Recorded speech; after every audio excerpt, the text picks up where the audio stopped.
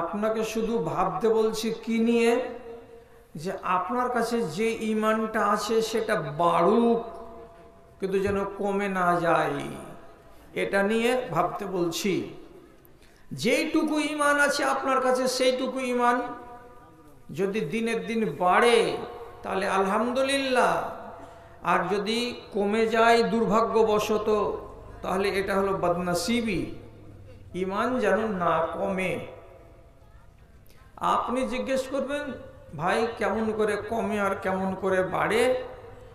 সহিহ হাদিসে লেখা আছে, আল ঈমানু ইয়াজিদু বিত্তাআতি ওয়া ইয়ানকুসু বিল মাআসি। যত মানুষ বেশি নেকির কাজ করবে তার ঈমান তত বড় হবে, আর যত মানুষ নাফরমানির কাজ করবে তত তার ঈমান ড্যামেজ হবে, নিচুমুখী হবে।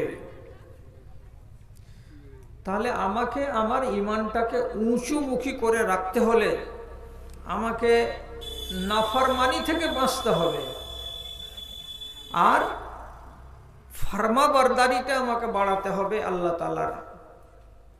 তবে একটা খুশির খবর বলছি, এই যদি আল্লাহ তাআলার ইতাআত বন্দেগি আর ফরমাবরদারি যেটুকু করছেন, অর্থাৎ 5 ওয়াক্ত নামাজ, রমজানের রোজা, কিছু দান খায়রাত, জুট কথা বলি না, সত্যটাই বলি, হারাম রুজি খাই না, হালালটাই খাই, নিজের শরীর হাত পরপুরুষকে দেখাই না, পর্দার সাথে থাকি, তাহলে এই ঈমানটাকেই যদি বাঁচিয়ে রাখতে পারেন তাহলেও 100 বার আলহামদুলিল্লাহ। কেন? আপনি নিজের কাছে আল্লাহর নাফরমানিকে তো আসতে দেননি, তাহাজ্জুদ গুজার হতে পারেননি, তার জন্য আমি আপনাকে প্রেশার দিচ্ছি না। শুধু ফরজ রোজাটি রাখতে পারছেন, আর আপনি নফল রোজা শওয়ালের 6টা পারেন না, আশুরার 2টা পারেন না, আরাফার রোজা 1টি সুন্নাত পারেন না, নফল পারেন না, প্রত্যেক সোমবার এবং বৃহস্পতিবারের দিন রোজা রাখা নফল পারেন না, প্রত্যেক চাঁদের 13, 14, 15 3 দিন রোজা রাখা নফল ফজিলতের পারেন না। তো পারেন না তো দুঃখের কোনো কথা নেই। ফরজটা পেরেছেন তো? হ্যাঁ পেরেছি। 5 নামাজ পড়েন? পড়ি না, দুঃখের নেই এতে। আপনি কি তাহাজ্জুদের নামাজ পড়তে পারছেন? যে না পারি না, আফসোস করছি না। আপনি যেই ফরজটি আপনার উপরে আছে সেটিকে ধরে আছেন তো? বলে হ্যাঁ ধরে আছি। তাহলে আপনার ঈমানের কোনো খাতরা নেই। এটাকেই যদি আঁকড়ে ধরে রাখেন আর এ হালাতে যদি মরণ হয় তাহলে আপনি আল্লাহর কাছে জান্নাতবাসী হতে পারবেন। কিন্তু শর্ত হলো একটাই, এই কম আমলের সাথে আপনার যেন কোনো নাফরমানি যোগ না হয়। কোনো আল্লাহর নাফরমানিকে আপনি কাছে আসতে দিবেন না। কম পুঁজি আর কম আমল নিয়েই কবরে যান, আপনি সোজা জান্নাতে যাবেন এবং আপনাকে ভায়া জাহান্নাম হতে হবে না। ঈমানের আল্লাহ তাআলা কোয়ালিটি করতে গিয়ে যেটা দুর্বল ঈমান সেটা আপনাকে বললাম। এবার একটা হাদিস শুনেন, রাসূলুল্লাহ বলছেন, ইন্নাল ঈমানা ইয়াখলুকু ফি জাওফি আহাদিকুম কামা ইয়াখলুকু সাওবু ফি জাসাদিকুম। মানুষেরা বুঝো, শোনো কথাটা ভালো করে, তোমাদের গায়ে যেমন শাল, শাড়ি, লুঙ্গি, পাজামাগুলো দীর্ঘদিন ব্যবহার করার কারণে পুরানো হয়ে যায়, ছেঁদা ছেঁদা হয়ে যায়, সুতাগুলো সরে সরে যায়, পাতল হয়ে যায়, ঠিক সেই রকমই তোমাদের পেটে, তোমাদের অন্তরে আল্লাহ রাব্বুল আলামিনের দেওয়া ঈমানটাও পুরানো হয়ে যায়। তাহলে ঈমান পুরানো হওয়ার দিক দিয়ে কার মতো? কাপড়ের মতো। এবার আপনি বলেন, কাপড় যদি পুরানো হয়ে যায়, সায়া যদি ছিঁড়ে যায়, শাড়ি যদি ফেড়ে যায়, লুঙ্গি যদি জায়গা জায়গা খোপ খোপ হয়ে ছিঁড়ে যায়, আপনি আপনার পুরানা কাপড়কে কি করেন? তো ওর সোজা উত্তর হলো কি, নতুন সায়া বাজার থেকে কিনে নি, নতুন সায়া বাজার থেকে কিনে নি, নতুন লুঙ্গি জামা বাজার থেকে কিনে নি, আমার জামাটা নতুন হয়ে যায়, আমার পোশাকটা নতুন হয়ে যায়। তাহলে বাজার থেকে কিনে পাওয়া গেল এটাকে, কিন্তু ঈমান যদি পুরাতন হয়ে যায়, দুর্বল হয়ে যায়, ড্যামেজ হয়ে যায়, তো সেই দুর্বল ঈমানকে সবল কেমন করে করা যায়? এই জন্য নবীজি বলছেন ফাসআলুল্লাহ আন ইউজাদ্দিদা ঈমানাকুম, আল্লাহ তাআলার কাছে মাঝে মাঝে দোয়া করো তোমরা, আল্লাহ গো তুমি আমার ঈমানটাকে নতুন করে দাও, এই আল্লাহ তুমি আমার ঈমানটাকে তাজা করে দাও, এই আল্লাহ তুমি আমার ঈমানটাকে বড় করে দাও, আল্লাহ তুমি আমার ঈমানটাকে মজবুত এবং বলিষ্ঠ করে দাও। এই বলে আল্লাহর কাছে তোমরা দোয়া করো, আল্লাহ তোমাদের ঈমানকে নতুন করে দেবে। ঈমান নতুন হবে। এখন কিছু মানুষ এই মজলিসে আছে যারা হয়তো আগ্রহ দেখাবে যে ঈমানকে নতুন করে কেমন করে পাওয়া যায় তা একটু শিখাও। আর কিছু মানুষ বলছে যে এগুলার রীতি রেওয়াজের ওয়াজ মৌলভী সাহেবের ঘে, ঈমান তো নিজের কাছে আছে, চার দোকানে বসে আছে, আমার দেলটা তো সাপ আছে, আর এদিকে হাইয়াল আলফালা আজান পড়লো এলাঙ্গের ঘাটে, তো দোকানে বসেই আছে, মসজিদে যাইসনি, হ্যাঁ নামাজ পড়িসনি, কই না পড়লো তো কি, আর অন্তরটা তো ঠিক আছে। এইগুলো ঈমান, নিজের মনে মনে ফতোয়া যে অন্তর ঠিক আছে, আর এদিকে আল্লাহর ডাকে সাড়া নেই, তো কি দিয়ে ঈমান তোমার নতুন হবে? ঈমানকে নতুন করার উপায় রাসূলুল্লাহ বলছেন, আপনি মানুন, আর আপনার মনে যদি লাগে তো করুন। একটা ছোট্ট দোয়া বলছি, যদি কালকে আমার কাছে কেউ ফোন করে তাহলে জানবো যে দক্ষিণ মাথার জালসাতে আমার 1 ঘন্টা বয়ান রাখা কামিয়াব। জালসার রূপরেখাটা জবরদস্ত নয়, কেন জালসার ইশতেহারে যতগুলো লোকের নাম দেখছি, আল্লাহু আকবার, যেমন সিং মাথা থেকে হারিয়ে যায় কোন কোন জানোয়ারের, খুঁজে পাওয়া যায় না, তেমনি এই নামগুলোরই একটাকেও আমি দেখতে পাই না। আমি তো বিশনপুরের লোক, কেন যে এদের নাম দিয়ে রেখেছে তো আল্লাহ তাআলা জানে। তো রূপরেখা খারাপ হোক গা, আপনি যদি আমাকে ফোন করে বলেন যে এই জিনিসটা শিখেছি, তাহলে আমার দিলটা ভরে যাবে। কি বলছি, আড়ালে মায়ের আসে শোনো, মাঝে মাঝে তুমি যদি আল্লাহকে বলতে পারো এই কথাটা, কি ইয়া মুকাল্লিবাল কুলুব সাব্বিত কলবি আলা দীনিকা। অনেক লোক জানে, মাওলানারা জানে, এবং যাকে বাড়িওয়ালিরা আছে একটু পড়াশোনা তারা জানে।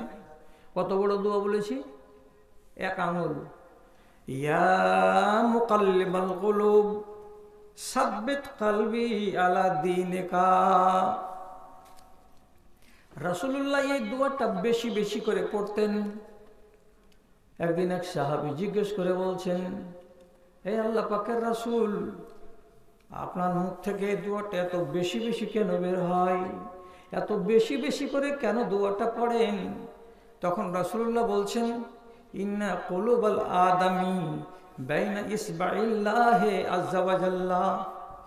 মানুষের অন্তরটা আল্লাহ রাব্বুল আলামিনের 2 আঙুলের মাঝখানে ফুটবলের মতো হয়ে আছে। যেমন একটা ফুটবলকে কেউ এমনি করে আঙুলের উপরে ধরে থাকে, তেমনি আল্লাহ রাব্বুল আলামিনের 2 আঙুলের মাঝখানে রয়েছে কি, তো তোমার অন্তর, আমার অন্তর, সারা দুনিয়ার নর নারীদের অন্তর। রাসূলুল্লাহ বলছেন, ফামান শাআ আযাগাহু, আল্লাহ তাআলা যার অন্তরকে চান টেढ़ा করে দেন, বাঁকা করে দেন, আর যার অন্তরকে আল্লাহ তাআলা চান সোজা করে দেন এবং সিধা পথে নিয়ে চলে আসেন। যখন আল্লাহর ইচ্ছা হয় তখন অন্তরটাকে সোজা পথে নিয়ে আসেন আমার আপনার, আর যখন আল্লাহর ইচ্ছা জাগে যার অন্তরটাকে বাঁকা করে দেওয়ার, আল্লাহ নিজে নিজে ওই অন্তরটাকে বাঁকা করে দেন। তার জন্য আমি সদা সর্বদা আল্লাহ রাব্বুল আলামিনের কাছে দোয়া করি, এই আল্লাহ তুমি আমার অন্তরটাকে, তুমি আমার ঈমানটাকে পটল করে রাখো, যেন টলমল না হয়ে যায়। এই দোয়া বলতে গেলে মানুষের ঈমান বলিষ্ঠ এবং মজবুত হয়ে থাকবে। কাপড় পুরানা হলো তাকে বদল করে নতুন পেলাম, তো ঈমান পুরানাকে বদল করে কেন পাবো না? আর একটা দোয়া বলছি, পারবে কি পারবে না কেউ থামতে? যাদের মোবাইল আছে, যারা রেকর্ড করে নিচ্ছ, পরের দিন 2-3 বার বলিও। আর না হয় মসজিদের মৌলভী সাহেবকে বলিও যে মৌলভী সাহেবের দোয়াটা লিখে দাও, তো আপনার ঈমান বাড়বে। আর আমার কথা শুনে রোববারের দিন একবার বলবেন, আর ফের ঘুরে কার্তিক মাসে আর একদিন বলবেন, ওইটা না। মাঝে সাঝে বলতে থাকতে হবে, মাঝে সাঝে বলতে থাকতে হবে। কেন? ঈমানের সামনে বিপদ আছে অনেক রকমের। কখনো কোনো নারী শয়তানের সেকেলে চলে আসলো, রাসূল বলেছেন নারী শয়তানের সেকেলে আসে, দেখে মোহিত হয়ে গেলেন, ঈমান নষ্ট হয়ে গেল। 20%, 20%, 25% ড্যামেজ হয়ে গেল। একে জলদি চার্জ দিতে হবে, চার্জ দিয়ে ঈমানটাকে আবার বাড়াতে হবে। কি করে বাড়াবো? দোয়া করেন, ইয়া মুসাররিফাল কুলুব, ইয়া মুকাল্লিবাল কুলুব সাব্বিত কলবি আলা দীনিকা। যদি দিনে 5 বার ভুল হয় তো 10 বার দোয়াটা বলেন, ঈমান যেন উপরে থাকে, নিচে চাপা না পড়ে। ঈমানের দুশ্মন মানে খালি একটা নারীর উদাহরণ দিলাম তাই? পায়ে পায়ে আপনার ঈমানের দুশ্মন আছে। এতগুলো কথা বলার আমার টাইম নাই। এই জন্য রাসূলুল্লাহ আবার বলছেন, যদি ঈমানটাকে মজবুত করে রাখতে চাও তো আরেকটা দোয়া করো। কি দোয়া করবো? আল্লাহুম্মা ইন্নী আসআলুকাল হুদা ওয়াত তুকা ওয়াল আফাফা ওয়াল গিনা। আবার বলছি, আল্লাহুম্মা ইন্নী আসআলুকাল হুদা ওয়াত তুকা ওয়াল আফাফা ওয়াল গিনা। এই দোয়াটাকে যদি মানুষ বেশি বেশি করে পড়ে, তাহলে আল্লাহ রাব্বুল আলামিনের নবী বলছেন তোমার ঈমানটা সব সময় মজবুত হয়ে থাকবে, উপর দিকে পারদটা উঠতে থাকবে, ঈমানের পারদ নিচের দিকে নামবে না।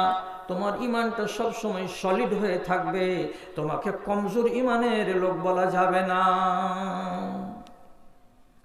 তবে সব জিনিসে যখন আল্লাহ রাব্বুল আলামিন স্তর তৈরি করলেন, আপনার ঈমান যে স্তরের হবে সেই স্তরের আপনি দান পাবেন। এটা খেয়ালে থাকে যেন। আপনি যে কোয়ালিটির ঈমান নিয়ে মরবেন সেই কোয়ালিটিরই, সেই স্তরেরই আপনাকে জান্নাত দেওয়া হবে কিয়ামতের দিন। এখন আপনাকে সব থেকে আদনা, একবারে সব থেকে যেটা নিচু মানের জান্নাত, সেটা কে পাবে? 2-4 বছর, 6 মাস, 4 মাস, 12 মাস জাহান্নামে থাকার পর একটা লোক জান্নাতে আসবে। তখন ওকে আল্লাহ তাআলা বলবেন, তোকে কতখানি দিব জায়গা? তখন লোকটা বলবে, আর কি জায়গা আছে আমাকে দেওয়ার মতো? সব তো জান্নাতীরা নিয়ে নিয়েছে। তখন আল্লাহ তাআলা বলবেন, মিসলুদ দুনিয়া, যে দুনিয়াতে তুমি বেঁচে ছিলে এই দুনিয়ার সমান যদি জায়গা তোমাকে দেওয়া যায়। লোকটা বড় বড় চোখ করে দেখবে, আরে এতখানি জায়গা এখনো আছে ফাঁকা। ফের আল্লাহ তাআলা বলেন, ও মিসলহু, ওই দুনিয়ার সমান আর এক দুনিয়া। এই লোকটা হা করে তাকাবে, আবার বলবে ও মিসলহু, এই দুনিয়ার আর এক কতখানি। এই করে আল্লাহ রাব্বুল আলামিন 5 বার, আল্লাহর নবী বলছেন তোমাকে এই দুনিয়ার 5 গুণ দুনিয়া দেওয়া হবে। এটা তোমার জন্য যথেষ্ট হবে কি না? অন্য রিওয়ায়েত আছে এই দুনিয়ার 10 গুণ তোমাকে দেওয়া হবে। এটা তোমার ভাগ্যে, তোমার ভাগে জুটেছে, এই দুনিয়া নিয়ে তুমি খুশি হও। এটা হলো লো কোয়ালিটির। আর একটা হাই কোয়ালিটির জান্নাত আছে কি, যে জান্নাতে বিনা হিসাবে লোকেরা যাবে, কোনো হিসাব হবে না, একেবারে কিছুই হবে না এমন কথাটা নয়। আল্লাহ তাআলা ডাকবেন, এরকম করে ডাকবেন, কিন্তু হিসাব যেমন করে নিতে হয় নিয়ম, কতদিন বেঁচে ছিলা, 70 বছর। আচ্ছা, কি কি করেছিলাম? এত কড়া নয়। ধনমাল কতটি দিয়েছিলাম, কিসে কিসে খরচ হয়েছিল, এত কড়াক্রান্তি নয়। আচ্ছা, যৌবন কালটা কিভাবে কাটিয়েছিলে, এত কড়াকড়ি নয়। হিসেব আল্লাহ রাব্বুল আলামিন নিবেন সবারই কাছে। কিন্তু একগুলো হিসাব হলো কি, নামকে ওয়াস্তে এমনি করে ডাকবেন, এই শোনো, কি নাম? তো বলছে আমার নাম জার্জিস আলী। বাড়ি কোথায়? দক্ষিণ মাথা, বিশনপুর। আচ্ছা আচ্ছা, যাও, তোমার সব জানা আছে। নাম কি? আব্দুল খাবির। বাড়ি কোথায়? মাঝাপাড়ায়। ও আচ্ছা, যাও যাও। হিসাবের জন্যই আল্লাহ ডাকছেন, কিন্তু হিসাব চাইছেন না। কেন? ওরা আদি অন্ত আল্লাহ সব জানেন। এই জন্য কোরআন মাজিদে লেখা আছে কি কি কথাটা, ফাসাউফা ইউহাসাবু হিসাবান ইয়াসীরা। যাদের আমলনামাখানা ডান হাতে দেওয়া হবে তাদের হিসাবটা হবে অত্যন্ত আসান, অত্যন্ত সহজ, অত্যন্ত নরম। এর মানে আল্লাহ তাআলা কোনটাই কথাকে খুঁটিয়ে খুঁটিয়ে ধরবেন না। চলে গেল।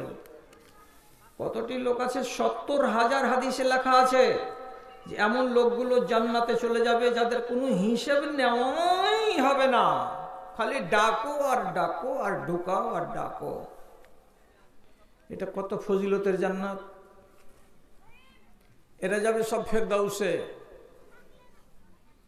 ফেরদাউস হচ্ছে হাই কোয়ালিটির জান্নাত। এবার এই জান্নাতের মধ্যে একটা জায়গা আছে, সেই জায়গাটার নাম হলো ওয়াসিলা। এই ওয়াসিলা নামক জায়গাটা আর স্থানটা একটি মাত্র লোক পাবে পৃথিবীর, তার নাম হচ্ছে নবী মুহাম্মদ মুস্তাফা সাল্লাল্লাহু আলাইহি ওয়াসাল্লাম। এটাও জান্নাতের একটা অংশ। আপনার আশেপাশে নবী থাকবেন বটে, কিন্তু জান্নাতটা হলো বিশাল। এর নাম ফিরদাউস। এটা হলো হাই কোয়ালিটির জান্নাত। আপনাকে চাইতে বলা হয়েছে এই জান্নাত। রাবিয়া আসলামী বলছেন, রসুল একদিন বলছেন তোমার মনের আশাটা কি? তো বলছি যে মুরাফিকাতুকা ফিল জান্নাতে। রসুল, আপনার সঙ্গে জান্নাতে থাকতে চাই, এটা আমার মনের আশা। ফের রসুল জিজ্ঞেস করে বলছেন তোমার মনের বাসনাটা কি? তো বলছি আপনার সাথে জান্নাতে থাকতে চাই। তো রাসূলুল্লাহ বলছেন আমার সাথে যদি জান্নাতে থাকতে চাও তাহলে সেই জান্নাতের নাম হলো ফেরদাউস, আর ফেরদাউসের হাই কোয়ালিটির স্থানটার নাম হলো ওয়াসিলা। ওখানে আমি থাকবো, আমার আশেপাশে তুমি থাকবে। এটা যদি তুমি কামনা করো তো তুমি কি করো, আমাকে একটু সাহায্য করে দাও। ওয়াস্তাইনুনি বিকাসরাতিস সুজুদে, তুমি বেশি বেশি করে নামাজ পড়ো, বেশি বেশি করে সাজদা করো। এইটা যদি বেশি করে করতে পারো তাহলে আমার সাথেই জান্নাতে থাকবে, আমার আশেপাশেই তুমি থাকতে পাবে। এটা এক কোয়ালিটির। আর এক কোয়ালিটি কেমন? জান্নাতে একগুলো ঘর আছে, তাতে 100টা মঞ্জিল আছে। আবার এক তলা থেকে আর এক তলা পর্যন্ত কতখানি তফাৎ বা ফাঁক আছে। তো ওখানে বলা হয়েছে কি খামসমিয়াতে সানা, 500 বছর ধরে যদি একটা ঘোড়া দৌড়ে যায় তো যতটা রাস্তা অতিক্রম করতে পারবে, তো এক জান্নাত থেকে আর একটা জান্নাতের উপর তলাটা এত দূরত্বে আছে। তো যে আল্লাহ এত দামি আর এত নামি আর এত উন্নত মানের জান্নাতটাতে কাকে দেবেন আপনি? তো বলছে মুজাহিদিন, যারা বাড়ি ঘর মেয়ে ছেলে বাল বাচ্চা সবকে ফেলে দিয়ে আল্লাহর পথে বেরিয়ে গেছে, জীবন দিয়ে দিয়েছে, রক্ত ঝরিয়ে দিয়েছে, এইরকম মানুষগুলোর জন্য আল্লাহ তাআলা ওই জান্নাত তৈরি করে রেখেছেন। তাহলে আল্লাহ রাব্বুল আলামিনের কাছে জান্নাত আছে। আপনি যেমন ঈমান নিয়ে যাবেন তেমন জান্নাত আপনি পাবেন। এবার আপনি সব সময় চেষ্টা করুন আপনার ঈমান যেন হাই কোয়ালিটির হয়। ঈমান চলে যাওয়ার খাতরা সব সময় আছে। আর খুব সহজে নিজের ঈমানকে নিয়ে গৌরব করবেন না। আমার তো ঈমান ভালো আছে আলহামদুলিল্লাহ, আমার ঈমান তো ফেরেশতার ঈমান থেকে বেশি, আমার ঈমান তো জিবরিলের ঈমান থেকে বেশি। এই ধরনের ভ্রান্ত দাবি করবেন না। খুব যদি মনে লাগে তো বলবেন এই কথাটা, আমি মুমিন ইনশাআল্লাহ। কি বললাম? আমি মুমিন, তার সাথে কি ইনশাআল্লাহ। আল্লাহ যদি চান তাহলে আমি মুমিন, মানে আমার ভিতরে ঈমান আছে, এইটা দাবি করেন আপনি। আর নির্ভীক চিত্তে যদি বলেন, হ্যাঁ তোর কথা কেন শুনবো, আমার ঈমান মজবুত আছে আমার অন্তরে, একটুকু কিঞ্চিত আমার ঈমানে সন্দেহ নাই, আমার ঈমান সব সময় অটল অবিচল আছে, এত ঈমানের গরম দেখানো যাবে না। কেন? এই ঈমানে যে কখন দাগ লাগে আর এই ঈমানে যে কখন আঁচড় লাগে আপনি জানেন না। আপনি খেয়ালই করেননি আপনার ঈমানে কোন জায়গাতে আঁচড় লেগে গেছে, আর আপনি না খেয়াল করে থেকে থেকে আপনার ঈমানটাকে ড্যামেজ করে বসে আছেন, আর ওই হালাতে কবরে চলে গেলেন। কাজে নিজে এই শব্দটা জীবনে কোনোদিন ব্যবহার করবেন না। আর আপনার গ্রামের কোনো মানুষ যদি মরে যায়, তো যত বড় আল্লাহওয়ালা হোক, দিনদার হোক, পরেশগার হোক, হাজি হোক আর গাজী হোক আর পর্দা নাসিন হোক আর নমাজি হোক, আপনি খবরদার জোর করে বলবেন না কি লোকটা জান্নাতি। মধ্যপাড়ার একটা লোক মরে গেল, উত্তর পাড়ার একটা লোক মরে গেল, দক্ষিণ মাথার কোন একজন নামাজি লোক মরে গেল, আপনার কানে খবর গেল, আপনি ইন্না লিল্লাহ পড়লেন, আর পড়ার পরে সাথে সাথে বলছেন লোকটা জান্নাতি লোক। তাহলে আপনার মুখ দিয়ে কি বের হলো যে লোকটা জান্নাতি? এই সার্টিফিকেট দেওয়ার পাওয়ার আমাকে আপনাকে পৃথিবীর কোনো মানুষকে দেয়নি আল্লাহ রাব্বুল আলামিন যে আমি বলবো যে লোকটা জান্নাতি। আপনার যদি খুব মন করে তো এটা বলেন ইনশাআল্লাহ